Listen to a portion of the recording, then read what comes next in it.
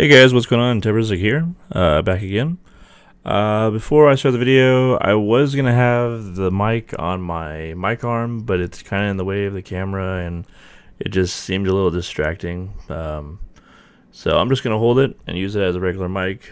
Hope everybody's cool with that. Basically, the purpose of this video is to go over just my thoughts of the second preview of Halo Infinite that we just had. It ended. So right now it is 5 a.m. on Tuesday. So it ended, I think, yesterday at 10 a.m. is when it ended. Correct me if I'm wrong. I do believe you can still play it, but you can only do custom games with yourself and Spartan bots or whatever difficulty you have them in. So I know a lot of people aren't going to want to do that because we've slayed the hell out of the bots already. But the next one is going to be this weekend. I don't know if they're going to start it on Thursday again or what, but it's definitely going to be starting on Friday, if not Thursday. And we're going to have Big Team Battle on this new map. And I'm not sure what else. It's going to be a lot more players this time around. They are trying to get as many people as they can to play it because they want feedback and all that. So I'm going to give my feedback, if that's okay. I just have a little list here, pros and cons. Obviously, if you know me, the con list is going to be longer than the pros list because, we still don't have traditional Halo, so of course I'm going to have some stuff that I want to get off my chest. But let's start with the pros. Let's start with the good stuff. First thing is the gameplay. The gameplay is actually quite nice. I know a lot of people say it's boring, it's, something's off about it, and I get that too. It's not as fun as Halo 2 or Halo 3, or even Halo Reach with no bloom and no sprint. But I kept playing it. There was something there that was keeping me there. I have other games to play like Rocket League or Apex or Destiny or single player games to play. But there was something that kept grabbing me and telling me no, stay here, play the game, and I was having fun. I didn't play on. I don't think I played. I think I only played on Friday. I didn't play Saturday or Sunday. I just I was over it. I was done. I did everything that I wanted to do in the preview, and now I'm just waiting for Big Team Battle to come out because I'm a huge Big Team Battle fan. But yeah, just overall, I give the gameplay 7.58 out of 10. It's not bad. Now, I will kind of contradict myself in this video a little bit just because I'm kind of 50-50 on a couple things, so sorry about that. The next thing I want to talk about is the guns. The guns are pretty good. We have some new ones. We have some old ones returning. Some definitely need to be balanced. The hammer, for one, is something that I'm not really sure it needs to be on a lot of maps. I don't know if they plan on bringing Griffball back. I mean, we've had Griffball on pretty much every single Halo game since it came out in Halo 3.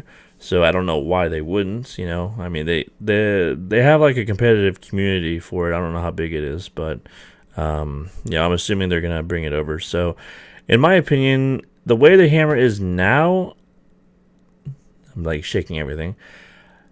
It only belongs in Griffball.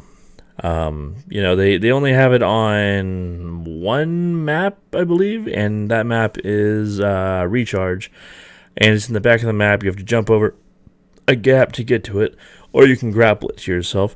And it's so overpowered. I mean, the hammer was good the way it was. I don't know why they needed to change it, but now it's got some sort of like sonic boom, some sort of energy wave that once you hit it on the ground, it just goes like 5 feet, maybe more than that, and it just instantly kills whoever you're aiming at. And it's just crazy. I don't know why it needs to be that way. I mean, yeah, they did make it to where it comes down slower, but it still doesn't matter. It's like it's over. Like there's if I come around the corner and I see the hammer guy, I'm gonna have like a 0.5 seconds to react, and there's literally nothing I can do. So yeah, that definitely needs a nerf.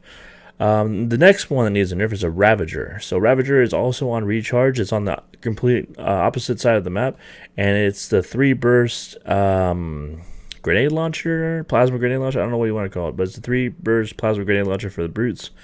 It overheats after you, if you do, I think it's back-to-back double bursts. So that's, boom, boom, boom, boom, boom, boom, and then boom, boom, boom, boom, boom, and then I think it overheats. But it really, one thing I've noticed with the plasma weapons in this game is it doesn't matter if you overheat them because of how fast you can vent them. So if you overheat any plasma gun, you literally just press the same button you press to reload, and it just vents the heat, and it does it in less than a second. It's crazy.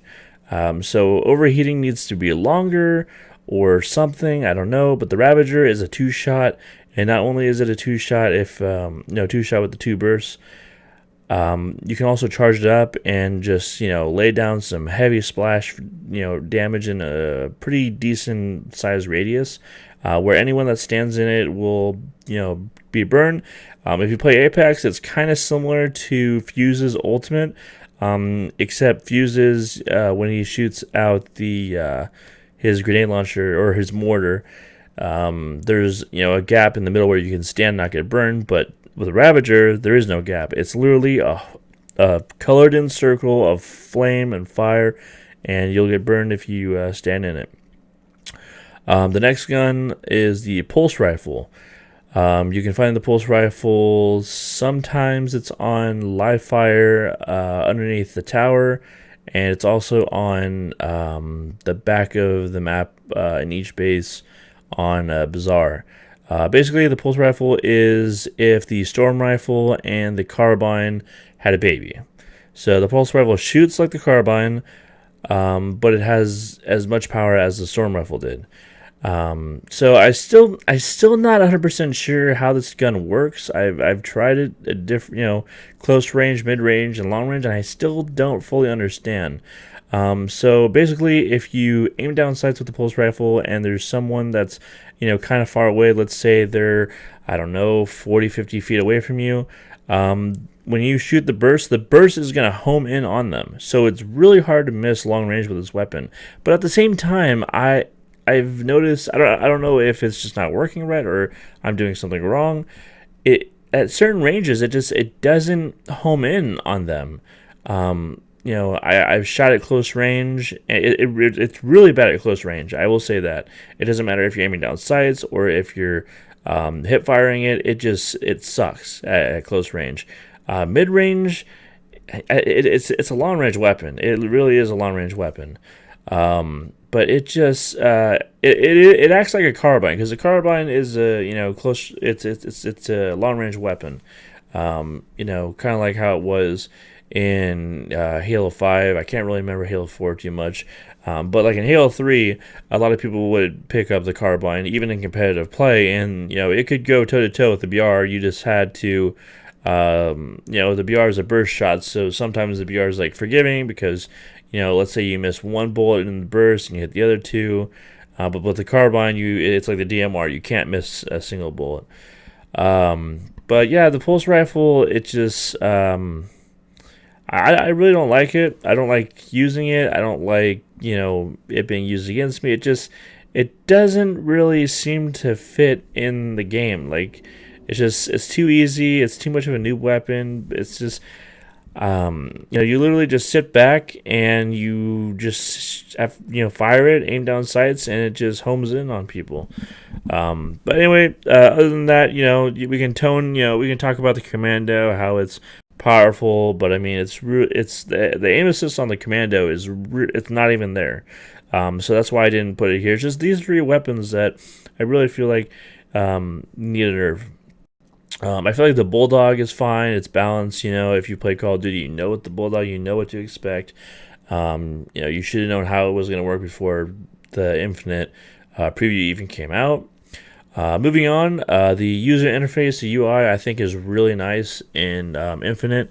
The first preview that came out back in July, I believe, I spent like half an hour at least going through the menus and looking at everything. It's just really, it's really organized. I feel like, you have one tab that has just the Battle Pass in the shop, and then you have your settings and everything. One thing I will say about the UI is I don't feel like it's noob friendly. And what I mean by that is in the bottom right hand corner, you have all your social stuff. So, you hold down or you press the back button or no, you press start, and then that's how you get your like previous stats. And then you hold down the right stick, and then you can see who is in your fire team, recent players, your friends list, and stuff. But it's just like compared to other Halo games, it's not noob friendly enough. It doesn't. I don't know. I mean, it looks nice. It looks organized, but it's just like it took me a while to figure out how to bring that my friends list up and stuff like that. But either way, I am picky. My standards are high. I mean, I think anyone who's been playing Halo, since Halo 2 or Halo 1, our standards are going to be high because Bungie set the bar, for the Halo games to come after to be exceptional. There's no excuse, But anyway, next thing is customizability. I think it's amazing in Infinite. To be able to change your armor color and your armor pieces so easily, to go through the colors like it's nothing, and also even on the vehicles, whether it be the Mongoose, the Warthog, they're bringing back the Wasp. You can customize it. I don't know if you can change the armor pieces on it, but you can turn different colors and stuff like that.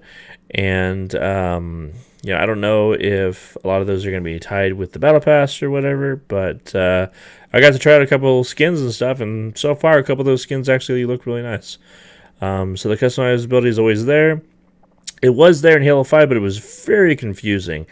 There was too much. There were too many options.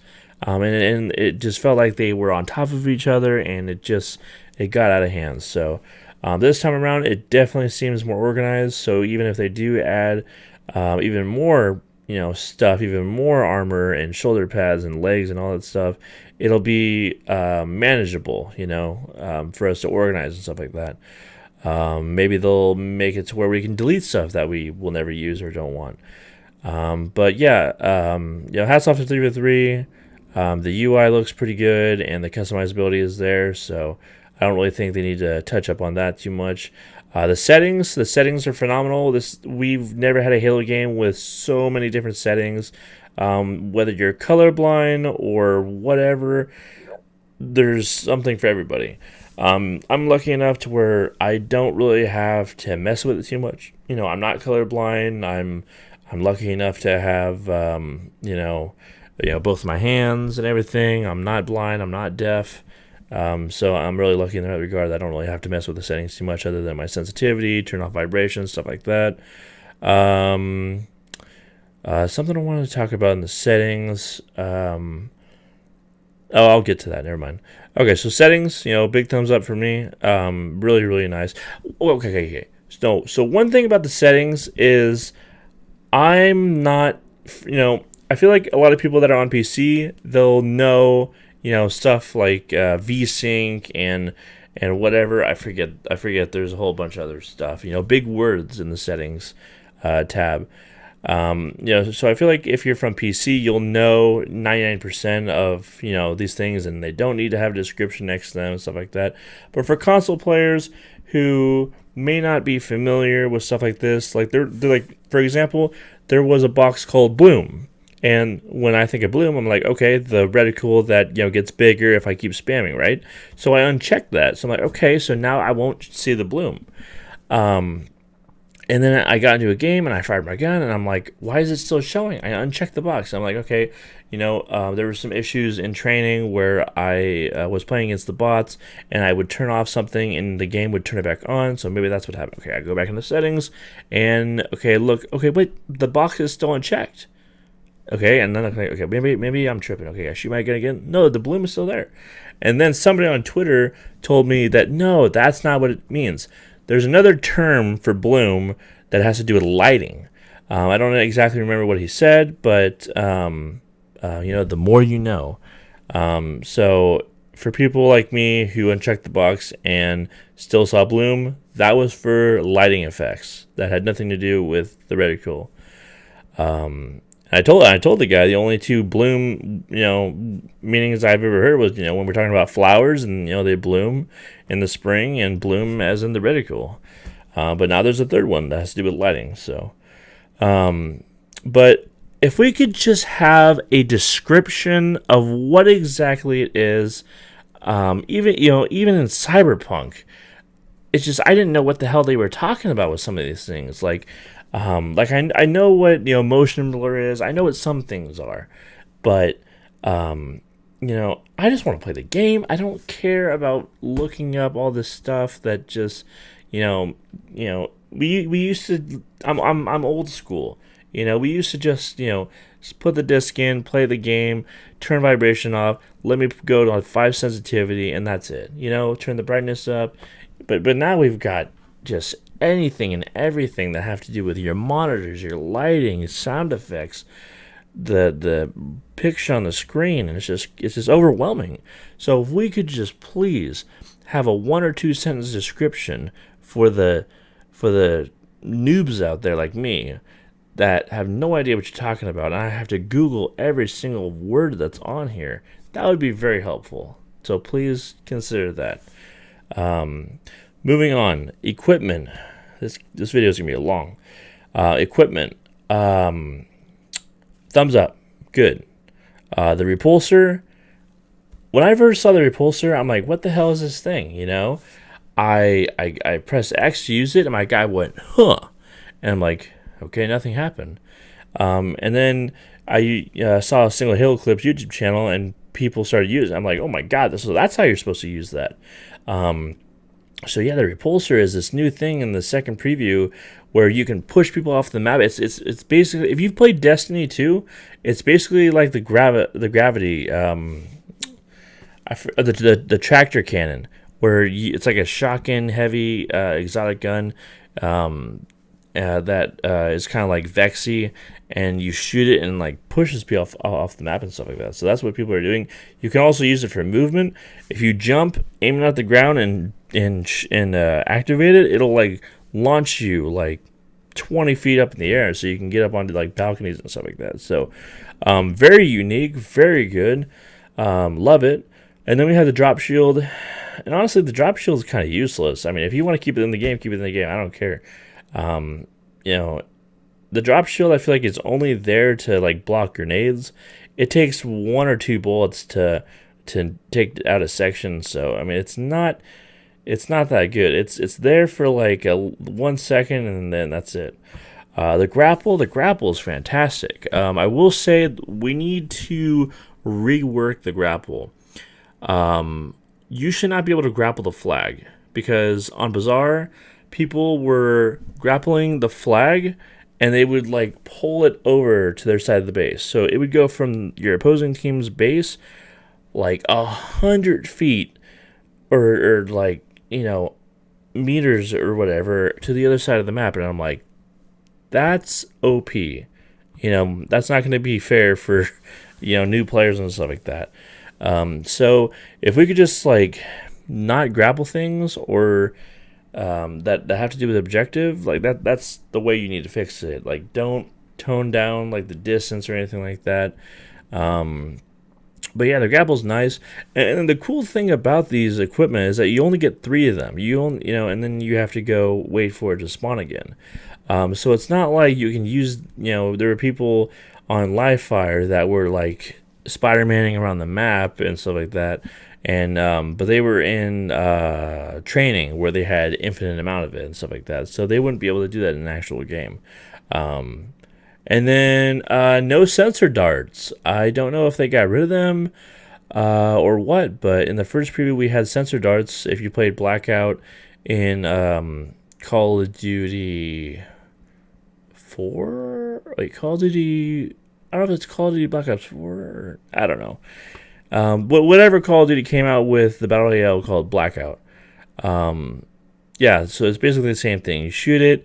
It's basically like Promethean vision. You can shoot it on your teammate. You can shoot it onto the enemy guy. You can put it in a corner, and you can easily destroy it. I think it made it in like an audio noise so you could hear it where it was.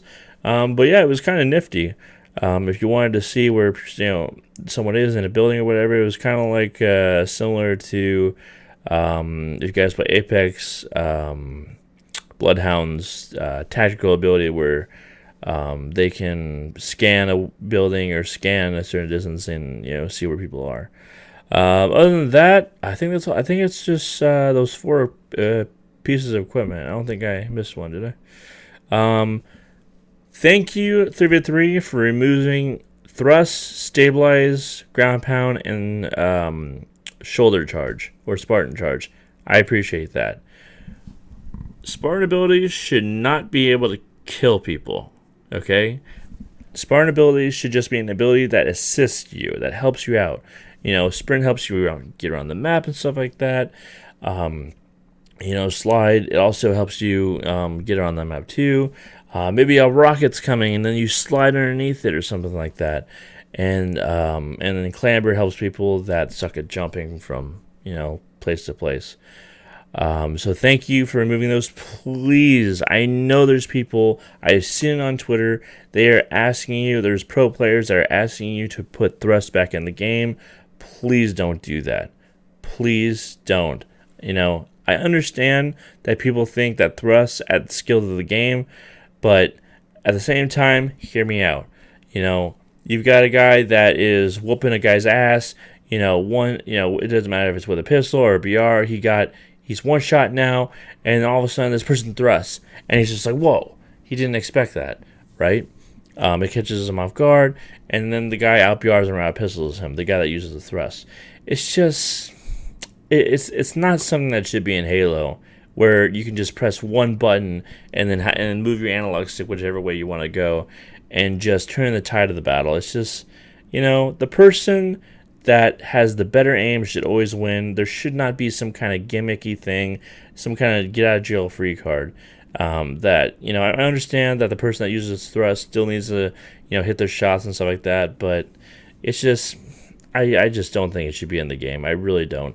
And if you do end up adding it to the game, please put it on the map as a pick-upable thing. Do not put it on spawn that everybody can use. Just please, come on. Let's slowly but surely get back to how Halo was in Halo 3 and Halo 2 and so what made Halo great.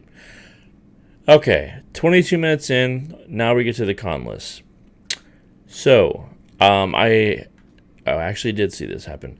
So with the ghosts on Behemoth, which is the new map that they showed for the second preview, and they added an objective, so capture the flag and strongholds. I really hope that they add in Oddball, King of the Hill, Assault, other ones that I'm kind of like whatever. You got Territories, VIP, Regicide, Extraction. All those game modes that they added to Halo 4 and Halo 5, I actually didn't mind. I feel like 3v3 is pretty good at coming up with new objective game modes and stuff like that. But one thing I wanted to say with Capture the Flag is you need to take a look at the collision, where people can walk through the flag. Vehicles should also go through the flag like they have in, previous games. A ghost should not be able to push the flag from point A to point B going 30, 40 miles an hour, all the way to the other person's base, because that's what happens on Behemoth. You can literally push a flag with a ghost to the other side. You don't believe me? Try it this weekend and see what happens. Next thing I want to talk about is the maps, and yes, the maps are in the con instead of the pro. So listen, Live Fire. I like Live Fire. The problem is it's so small. It should not be in a map in multiplayer at all, unless you expand it. Now I don't know if you guys ever took the time to look outside the map or whatever. When in the first preview there was a ragdoll effect, where sometimes you would die from a melee and your body would go flying. And it was a good thing when your body went flying, because the camera would go with you, and then you could look at the scenery and how beautiful the map is and stuff like that. But what you saw were you saw buildings and stuff like that so close to the map, and you're just like, did they just really downsize the map? Like, why did they build all this stuff outside? If you're on the tower and you look over to your right, you can see more buildings and stuff like that. And it's like, why don't they expand that? Why don't they make the map bigger? Or maybe the sections to where you can fall off the map on Livefire, why not put buildings there and expand the map? Then it would be very good. Moving on to Bazaar. We're still copying things. 3v3, why are we copying other games' things? Why can't you guys... This is one of my biggest problems with 3v3. Why can't you guys come up with some really unique and good maps? Why is this so difficult? To come out with some good symmetrical maps. Now, if you want to remake, Midship or the Pit or Narrows, do that. I'm fine with that, But don't take maps from other games, because that's what you do with Bazaar. Bazaar is literally Dust 2 from Counter-Strike. Google it. But how do I feel about the map? How does it play in Halo? It's okay. I don't think it should be for Team Slayer. I think it plays very slow for Team Slayer. It'll do that in competitive play. A lot of campy, too many rooms. I think it should be CTF on there. No strongholds. Maybe some oddball. I don't know. It screams FPS, a tactical FPS. Like, the map feels like it was born for Counter-Strike, to be honest with you. Okay, moving on to Recharge. I'm not feeling Recharge at all. It's just, I don't know. Too much cover. It's a very confusing map, to be honest with you. You have this, where the BR and the Commando spawn, looking right at where the Ravager spawns, is like a little walkway, balcony, whatever you want to call it. And it's just this little door where you could just like shoot with the Commando and stuff. And I don't know. The map is just very confusing. You've got the hammer at the back of the map. It doesn't seem like a lot of thought went into it. Maybe if you open up the map a little bit, take down some of the walls and rooms and reform them, maybe it can work. But just no for Recharge. I'm sorry. Behemoth, no, just no. It's not good. It's Behemoth is literally a square with 2 Forerunner bases, some sand on the outside, and some palm trees, and a couple rocks. Like, really, 3v3? That's the best you can do? Like, come on. And then Fragmentation, which is the BTB map that we're going to be playing next weekend. I saw some gameplay with it. There's going to be some new stuff happening. You know how in Apex, when you drone on the world's edge and sometimes there's a vault key in it, and you can take it and open up the vault and get like, purple helmet, gold backpack, stuff like that. There is a vault room on the map. And you open it with your AI. It takes a little bit of time, and in it there's loot in there. And I'm just like, why are we still copying other games? Why are we copying Counter-Strike? Why are we copying Apex? Like, why does there need to be a loot room in an arena shooter, in an arena FPS? Like, I just, why are you trying to make this feel like a battle royale when you said that the only BR that you're worried about is the battle rifle? Very confusing. But anyway, the map kind of reminds me of Valhalla mixed with something else. I don't know. There's a lot of trees. I don't know. Was it called in Halo 1? It was called Timberland or something like that, where it was kind of like the second level of the Halo Combat Evolved, the first Halo campaign, where you land after evacuating from the Pillar of Autumn, and then you go look for all the Marines and stuff like that. It definitely looks like that map. So Timberland mixed with Valhalla is the best way I can describe fragmentation. I'm still looking for originality, you know? I mean, when you think of Bungie, and you could think of how they made so many amazing maps in Halo 2 and how different they were from each other. I mean, we're talking about Foundation and Backwash, two amazing zombie maps, two amazing maps for custom games. Not necessarily good for matchmaking, but they were still good maps for other things. And then you had Midship, Ivory Tower, Lockout, Beaver Creek, and it's just like the list goes on and on. Just the creativity of Bungie that they could make so many unique maps that were so different from each other. Even in Halo 3, Last Resort, Sandtrap, Valhalla, the colors were different on every map. And this, the theme of the map was different every time. I don't expect 3v3 to ever come close to the standard that Bungie left, the bar that they set. But come on, like, why aren't we having a map that's just like pink? Let's think out of the box a little bit. Let's get crazy.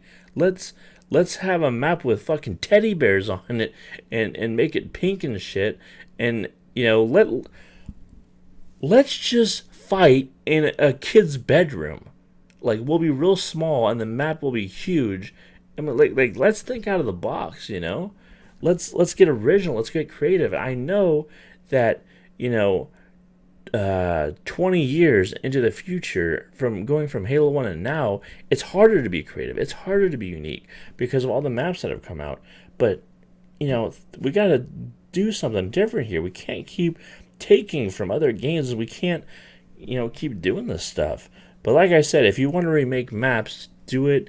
If you want to combine maps together, do it like you did with Fragmentation. But I don't know, add some color, because Fragmentation, it's kind of stale. It's green, it's brown, trees, rocks, mountains.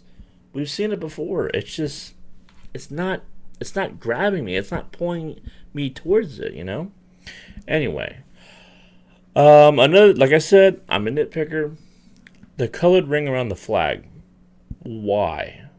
Why is that there? If you've played CTF, in the preview, the second preview, you'll notice that if you're blue team and you're going for the red flag, or even if you look at your own flag, there's your color around the flag, and I don't know what purpose it serves. Is it for colorblind people? Like, I'm just very confused. Like, why? Why do we need that? It looks weird, especially when I'm running the flag. Colored outlines on enemy, friendly, and fireteam Spartans. Why? Actually, I know why. Cosmetics. Battle Pass. If you don't allow them to... Well, yeah, so if you didn't have the outlines, then we wouldn't really... Then it would look like an FFA. But it's just like... It throws me off. It doesn't look good, I've tried different colors. Right now I'm on salmon. That's the best color for me that I've found. But it's like, I don't know. And then when the shields pop, and it just doesn't look good. It looks, I mean, maybe they polished it. I may have been wrong, but I think we're playing a 6-month-old version of the game in these previews, right? Wrong? I don't know. Maybe they polished it. Maybe it looks amazing now. I hope so. But it just doesn't look good. The outlines with friendly, with like lime green on the outside, and your fire team Spartans with the outline it being yellow. I don't know.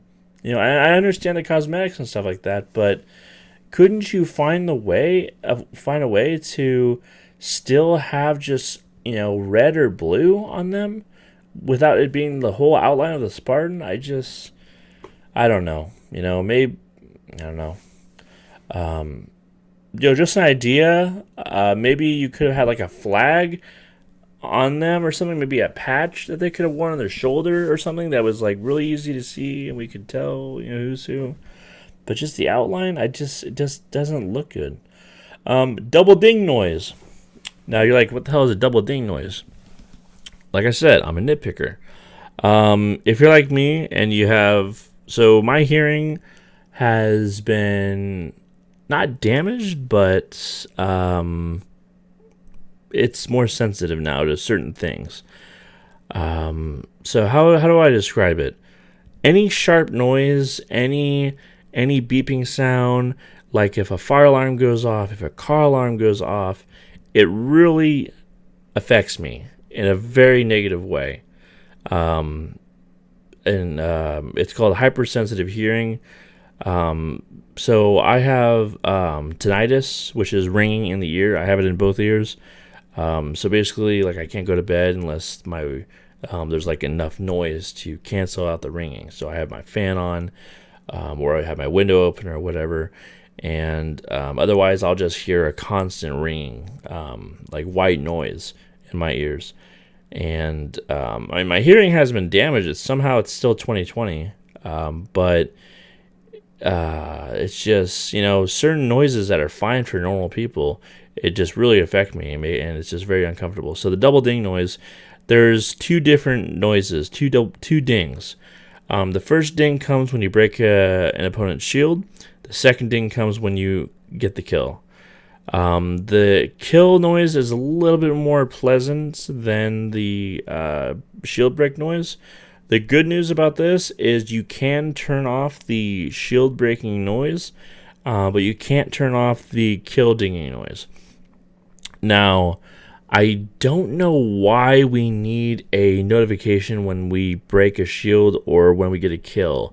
I mean, most of us have two eyes that can see enough and tell when we get a kill, when we break a shield. I don't know. Maybe it's just a competitive, experienced player in me where I'm very good at observing. I don't know, and seeing what's going on. I'm aware. But just why? Why do we need all of a sudden, right? 20 years later, why do we need some sort of ding noise? It just doesn't make any sense to me. But anyway, not smooth. You may have heard people say that the game's clunky, it doesn't feel right, there's just something off about it. I don't know. Maybe this has to do with them polishing it. I understand that the last thing that a game developer does before they release a game is they polish it. They make it, look as realistic as possible. They, sand the edges and stuff like that. But it just, I don't know. It feels underwhelming. 6 years. This is the longest a game developer has spent on a Halo game. 6 years. And it doesn't look like a 2021 game. It doesn't look like a futuristic game. We're going from 2015 to 2021. And as much as I hate to say it, Halo 5 to me looks better than Infinite. Now, I'm not talking about the art style. I'm not talking about the prettiness of the maps and stuff like that. I'm just talking about the aesthetics. The aesthetics are so important to me. The smoothness of the game. Walking around, running around, and shooting and reloading and going back to walking and running. Just the transition of it, and how smooth it was in Halo 1 and Halo 2 and Halo 3. And Halo Reach was pretty good. Halo 4 was a little cartoonish and weird. Halo 5, same, but better than Halo 4 and better than Infinite. So I don't know what you guys can do to smooth it out, but whatever it is that you're trying, stop trying to do it in Infinite and go back to the smoothness in previous Halo games.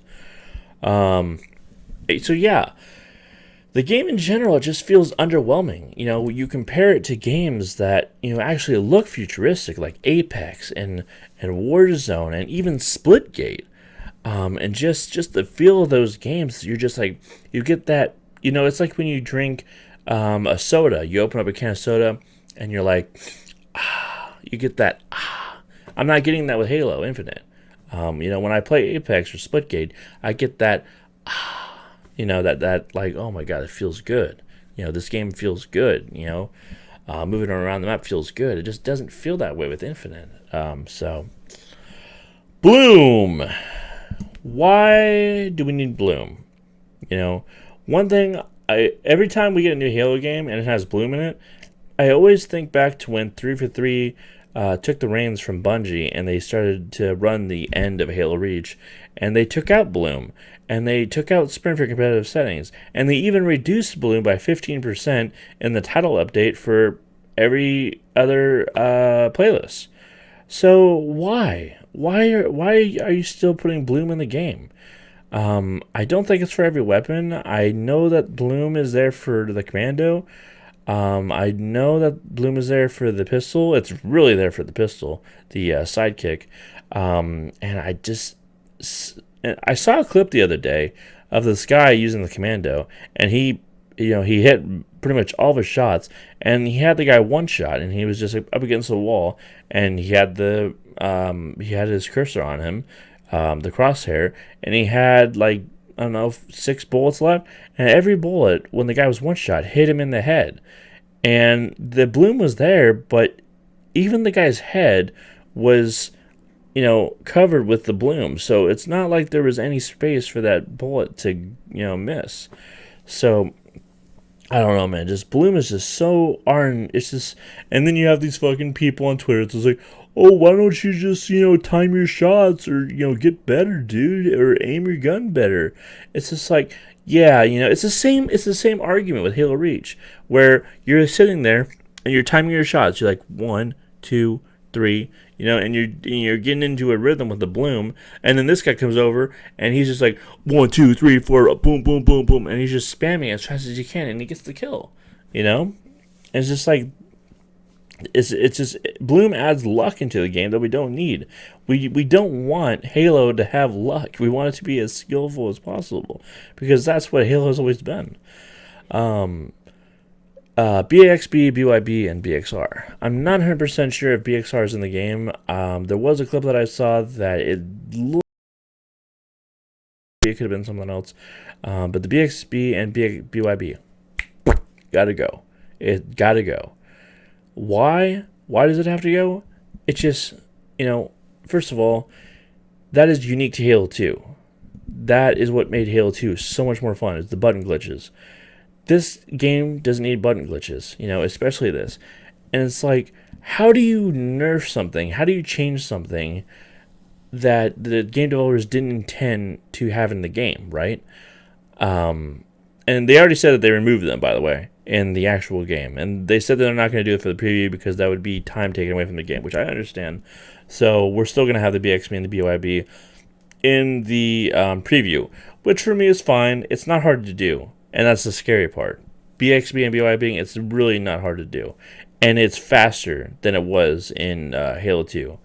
I'm not sure if it's because your Spartan can now punch with your left hand or whatever. But in Halo 2, you always, when you did the BXB or BYB, you always meleeed with the right side, whether it be, you using the stock of the battle rifle or the front or whatever. Or even if you had like a one-arm weapon like the pistol, whatever, you punch with your right hand. So now, especially when we're seeing with the BXB and the BYB, you're going boom, and then you're punching with the left, and boom, and punching with the left. And it's just like, I don't know if that's why it's faster, but it doesn't look good. It doesn't look fun. And you're messing up with the feedback when you're BXBing or BYBing somebody, because they can't play the game how it's meant to be played. Thus, the feedback that they're going to give it a 3 for 3, isn't it? Just, you're just messing things up. You're not playing the game how the devs intended you to play the game. So no, we don't need these in. It doesn't add skill to the game. No, just leave it alone. Leave it alone. Don't ask. Just no. It belongs in Halo 2. Leave it in Halo 2. If you want to go do it in Halo 2. You can find games on MCC. No BR starts. That was a big. No, that was negative. Not having BR starts. When I first played at least the first preview, I thought the main weapon was still the pistol. So I used it and stuff like that. And I'm like, it definitely feels like they took the Magnum from Halo 2 and they combined it with the Halo 5 pistol. And now it's a 7-shot to the head weapon. And it shoots a lot faster now. And it doesn't feel as strong as it did in Halo 5. It feels weaker. And it's called the Sidekick, too. And it's your secondary weapon. So now I'm thinking, like, okay, so 343 doesn't plan to use this gun in esports. So, and the BR now is unnerfed. In Halo 5, they nerfed the BR into the ground by having its rate of fire. And now the BR is, like, back to where it was. And even the design of it, if you look, like, the design for the BR in Halo 5 was, it was ugly. It was horrible. Even Halo 4's design was pretty good. But, they're going back to how it looked in, like, Halo 2 and Halo 3, and I'm like, wow, it really feels like they want the BR to be in esports again. So, where is it? It's not in objective game modes, it's not in Slayer game modes, so why wasn't there BR starts? I swear to God, if they don't have BR starts for big team battle, oh my God, that's going to be a problem. It's like you're gonna try to shoot a mile away with the freaking pistol and the balloon. Like, oh my God. So obviously the assault rifle is the primary weapon, is the weapon that they want you to use for the second preview. It took me a while to figure that out. I kept always taking out my pistol, force a habit. I did play a decent amount of Halo 5. So I'm like, okay, I'm just trying to see what 343 wants me to do here. They want me to use the pistol. It's like, no, they want to use the assault rifle, dipshit. That's why it's your primary weapon. And I'm like, oh, okay. No wonder you can shoot so far away with the assault rifle. No wonder, this is the strongest we've ever seen in the assault rifle. My bad. So please, BR starts. Thank you. It runs horribly on PC, which, I don't give a fuck. I'm on Xbox. But that's weird, right? You get more frames on the Series X than you do on PC. I mean, every I'm on Twitter throughout this whole entire preview, and I'm looking, and I'm just like, we've got so many people that are saying that their PC can't get it above 40 frames, 50 frames. It's stuttering, it's lagging, and these are people that are, they have the top of the line $3,000, $4,000, $5,000 PC like Dr. Disrespect and Summit and whoever else, and it's just like what the hell is going on? Like, what in Infinite is making it to where these top of the line PC beast machines can't run the game? And then you have the Series X that's just like, yeah, man, just cruising along, Oh man, this game, man, I'm using like half of my energy to run this game at the top of the line, and it's just like, I don't know.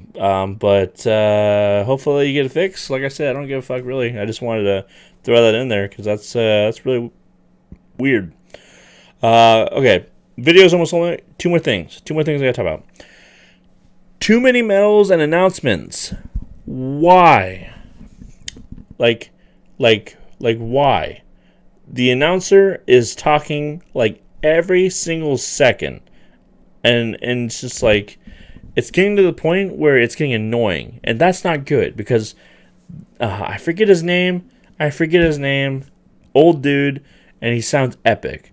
But he's been the announcer since Halo 1. He's freaking awesome. Love his voice. And I've seen some videos of him. Seems like a chill dude. He's as epic as the guy who voices Master Chief. Again, no. The guy who voices Master Chief, his name is Steve. Yes. But I don't know the name of the announcer. Why? Like, the announcer is like, he's saying, off the rack, which is getting a kill within like 4 or 5 seconds after grabbing a weapon off of the picking it up or something like that. It's like, why does that need to be metal? Mind the gap when you knock someone off the map and there's like a gap or whatever. It's like, why? And there's some other ones that I should have written it down on here. But it's just like he's talking way too much. Like cluster luck when you get like more than one kill with a grenade, and it's just like he's talking way too much. Like he said Quigley, which is a 2-for-1 with a sniper rifle, and it's just like we know. Like, did you add these announcements into the game to like make these moments sound cooler or feel better or whatever, or did you do it because you don't think the player knows what they just did? I mean the medal pops up on the screen. And way too many medals. I mean, we're getting a medal for getting a headshot with a BR. We're getting a medal. They took out the medal for getting a kill while somebody's reloading their gun, which is good. But it's just like, just take a look at the medals. Not only, I mean, they're so small. They're this big on the screen.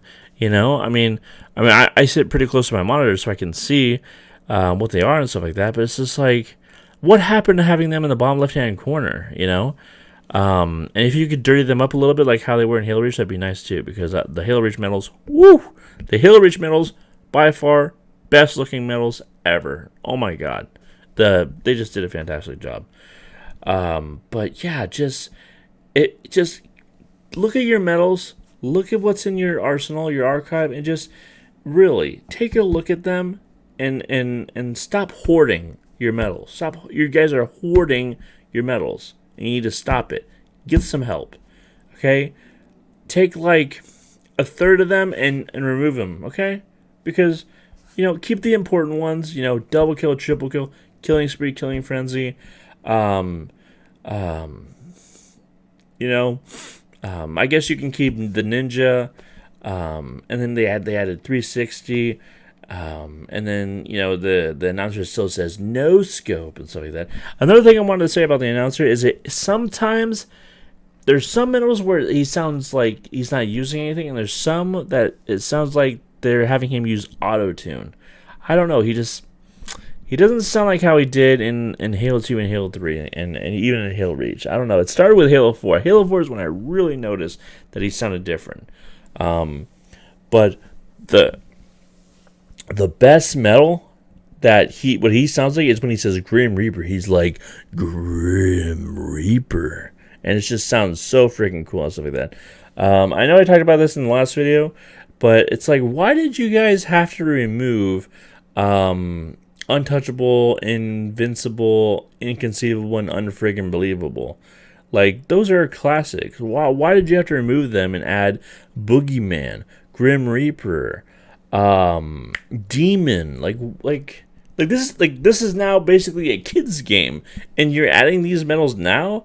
It's like someone's mom buys them the game, and then she walks past the room and is like Boogeyman or whatever, and it's just like I don't know.